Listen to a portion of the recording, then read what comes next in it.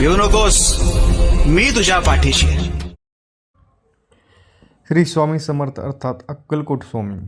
प्रकटकाल इसवी सन 1856 ते 1878. 22 वर्षाच्यात हे यशस्वी सणांच्या 19व्या शतकात होऊन गेलेले महाराष्ट्रातील अक्कलकोट येथे खूप काळ वास्तव केलेले श्रीपाद वल्लभ व श्री नृसिंह सरस्वती यांच्यानंतरचे भगवान श्री दत्तांचे ते तिसरे पूर्ण अवतार होते. गाणगापूरचे श्री नृसिंह सरस्वती हेच नंतर श्री स्वामी समर्थांच्या रूपाने प्रकट झाले. श्री नृसिंह भान असून श्री सेलमजवळील कर्दणीवळातून आले होते.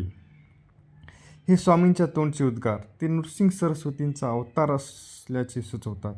विविध ठिकाणी स्वामी विविध नावाने वावरले.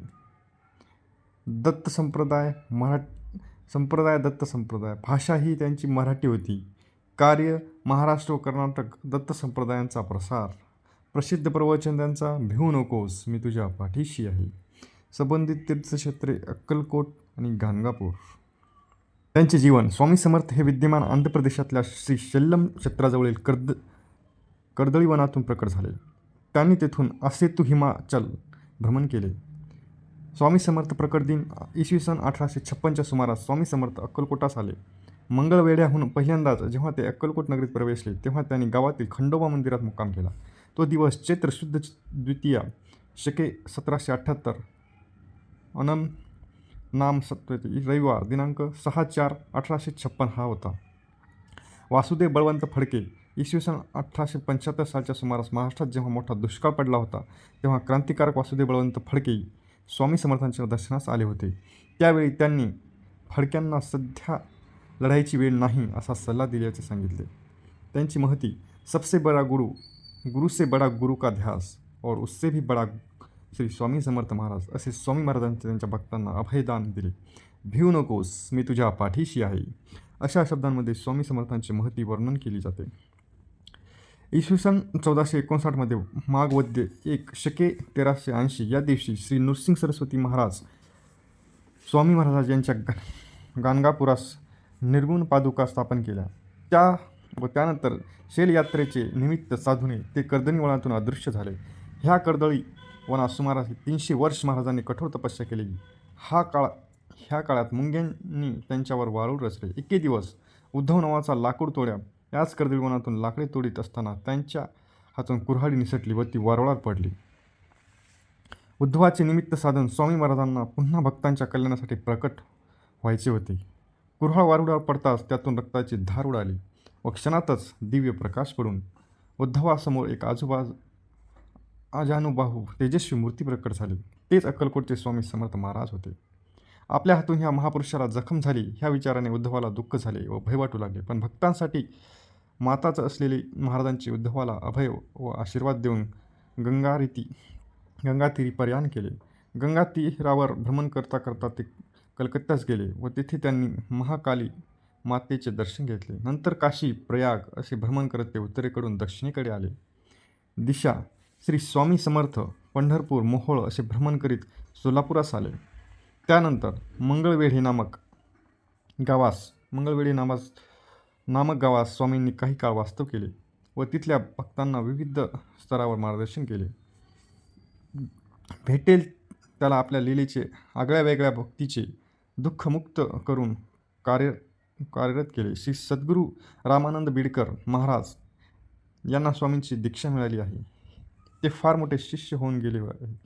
अक्कलकोट प्रवेश. इसवी सन 1856 स्वामी महाराजांनी अक्कलकोटामध्ये प्रवेश केला व तिथल्या 22 वर्षाच्या वास्तवात अक्कलकोट हे तीर्थक्षेत्र झाले.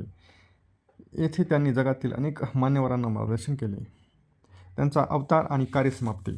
स्वामींनी अनेकांना कामाला लावून इसवी सन 1878 त्यांनी एक आविष्कार संपविला असे नाटक केले आहे. स्वामी महाराजांचे अवतार कार्य आजही सुरू आहे. स्वामींनी अवतार कार्य संपवलेले नाही. स्वामी समर्थ महाराज आज देखील भक्तांच्या पाठीशी सतत राहून त्यांना मार्गदर्शन करून कार्यरत करीत आहेत व अनंत काळापर्यंत करीत राहतील. आजही श्री स्वामी समर्थ महाराज जो भेटेल त्यांना उद्धार अनेक मार्गातून करत आहे. त्यांची पुण्यतिथी. श्री स्वामी समर्थ महाराज यांनी रविवार दिनांक 30 एप्रिल 1878 रोजी चैत्र वद्य त्रयोदशी शके 1800 बहुधान्य नाम संवत्सर अक्कलकोट येथे वटवृक्ष समाधी मठस्थानी मध्यकाली आपल्या अवतार कार्याची समाप्ती केल्याचे नाटक केले व नंतर श्री स्वामी समर्थ महाराज यांना त्यांचे परमशिष्य चोळप्पा यांच्या निवासस्थानाजवळ समाधीस्थ करण्यात आले. त्यानंतर स्वामी महाराज पुन्हा कर्दळी वनात लुप्त झाले. श्री वटवृक्ष स्वामी महाराजांचे मंदिर सोलापुरापासून 40 किलोमीटर अंतरावर महाराष्ट्र व कर्नाटक सीमेवर अक्कलकोट हे श्री स्वामी समर्थ महाराजांचे परमपवित्र तीर्थक्षेत्र आहे. अक्कलकोटची भूमी ही स्वामींच्या वास्तव्याने पुनीत झालेली आहे. सोलापूरहून स्वामींचे अक्कलकोटला आले ते शेवटपर्यंत तिथेच राहिले. 22 वर्ष स्वामींचे वास्तव वटवृक्षाच्या छायेत होते. आज त्या पुण्यस्थळी श्री वटवृक्ष स्वामी मंदिर उभे आहे. पवित्र वटवृक्षाखाली जिच्या निगुण पादुका, शिवलिंग, श्री स्वामींचे संगमवरी मंगलमूर्ती व स्वामींच्या स्मृतिवस्तूने हा मंदिर परिसर स्वामीमय झाला आहे. श्री वटवृक्ष स्वामी महाराज मंदिरात पहाटे 5 वाजता काकड आरती होते. काकड आरतीपासून वस्त्रालंकार पूजा होईपर्यंत गाभाऱ्यातील पादुकांचे व शिवलिंगांचे दर्शन घडते. त्यानंतर मात्र त्यावर मुखटवाडा चढवला जातो. श्री स्वामींची संगमवरी मंगलमूर्तीसह श्री गुरुदेव दत्तात्रेय, श्री गुरुदेव श्रीपाद वल्लभ, श्री गुरुदेव नरसिंह सरस्वती व शिवलिंगावरील श्री स्वामींच्या प्रसन्न मुकुटांचे विलोभनीय दृश्य डोळ्यांचे पारणे फिरणारे असते. भक्तांना सकाळी 7:30 ते 9:30 वेळेत पूजा अभिलेष लघुरुद्र करता येते. सकाळी 11:30 वाजता नैवेद्य आरती होते. संध्याकाळी 7:45 वाजता आरती, धूप आरती व शेजारती होते. रात्री 10 वाजता भाविकांसाठी दर्शन मंदिर बंद केले जाते. मंदिर गाभारा चांदीच्या नक्षीदार वखराने सजवण्यात आल्या असून गाभाऱ्याला मागे स्वामींची छोटी सोनेरी मूर्ती आहे. दर गुरुवारी पालखी निघते. स्वामी महाराजांचा पुण्यतिथी उत्सव चैत्र वद्य षष्टीपासून चैत्र वद्य चतुर्थीपर्यंत मोठ्या प्रमाणात साजरा केला जातो. दत्त जयंती, गुरुद्वारशी असे अनेक उत्सवही इथे हजारो भक्तांच्या उपस्थितीत उत्साहात साजरे होतात. श्री वटवृक्ष स्वामी महाराज मंदिरात परिसरात गणेश व मारुती व नागदेवतेच्या मूर्तींचे दर्शन घडते. मंदिरातील सेजघर समोरील परिसरात 40,000 पंचमुखी रुद्राक्षापासून साकारलेली स्वामींची 12 फूट लांब आणि 10 फूट रुंदीची शांतीदाय प्रतिमा आहे. मंदिराच्या पूर्वेला स्वामी भक्त ज्योतिबा मंडप आहे. वटवृक्षाखालील ज्योतिबा मंडपात दिवसभर नित्यनाम, जप, भजन, पूजन, ग्रंथपारायण सुरू असते. श्री स्वामी समर्थांचे अन्नछत्र अक्कलकोटचे ऐतिहासिक महत्त्व असून हे पूर्वी संस्थान होते. येथे राजघराण्यांच्या गादी असून भोसले हे स्थानिक आहेत. श्रीमंत फत्तेसिंग राजे भोसले पहिले, शहाजीराजे, मालोजीराजे, फत्तेसिंग राजे तिसरे व श्रीमंत विजयसिंग राजे भोसले असे पराक्रमी व कर्तबगार राजे होऊन गेले. अक्कलकोट शहराची ख्याती संबंध महाराष्ट्रभर आणि देशभर पसरली. ती म्हणजे दत्तावतारी ब्रह्मांड नायक श्री स्वामी समर्थ महाराज यांच्यामुळे. श्री स्वामी समर्थांचा हा अवतार श्रीमंत मालोजीराजे भोसले यांची कारकिर्दीत झाला. श्रीमंत मालोजीराजे भोसले हे स्वामी समर्थ भक्त होते. श्री स्वामी समर्थ यांच्या पावननगरीमध्ये अन्नछत्र असावे ही कल्पना सन्मान्य जन्मजय भोसले महाराजांनी उचलून धरली. 29 जुलै 1988 श्री गुरुपौर्णिमेच्या मुहूर्तावर हे अन्नछत्र सुरू झाले. अन्नछत्राचे श्री स्वामी समर्थ अन्नछत्र मंडळ अक्कलकोट असे नामकरण करण्यात आले. अन्नछत्राचा विस्तार व्हायला लागला. अन्नछत्रासाठी परवा गावच्या भक्तांनी देणग्या यायला लागल्या. ट्रस्ट स्थापन असून त्यामुळे अन्नछत्र हे दुपारी 12 ते 3 व रात्री 9 ते 11 या वेळेस सुरू होते. गर्दीच्या वेळेस किंवा उत्सवाच्या दिवशी हे अन्नछत्र अहोरात्र सुरू असते. येथे आलेल्या भक्त निमुख होऊन जात नाही, हे या अन्नछत्राचे विशेष आहे. अन्नछत्र रोज अंदाजे 10,000 तर गर्दीच्या दिवस सुमारे 1,00,000 भाविक भक्त महाप्रसाद घेतात. महाप्रसादाचा दररोज खर्च सरासरी 2 लाख ते 3 लाखापर्यंत इतका आहे.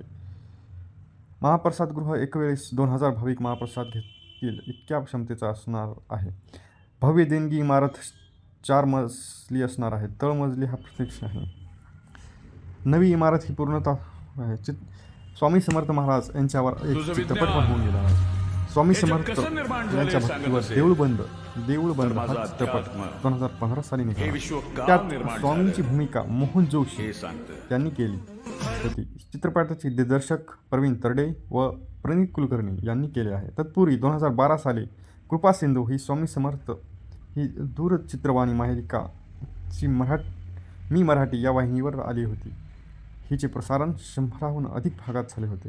या दोन्ही च्या आधी 2004 साली ज्येष्ठ अभिनेते श्री राहुल सोलापूरकर यांचा भिवू नकोस मी तुझ्या पाठीशी आहे हा चित्रपट आला होता. 2020मध्ये कर्लस मराठी वाहिनीवर जय जय स्वामी समर्थ ही मालिका सुरू आहे. स्वामी समर्थांच्या जीवनावर आधारित मालिका आहेत. तर भिवू नकोस मी तुझ्या पाठीशी आहे. मित्रहो, चांगले कर्म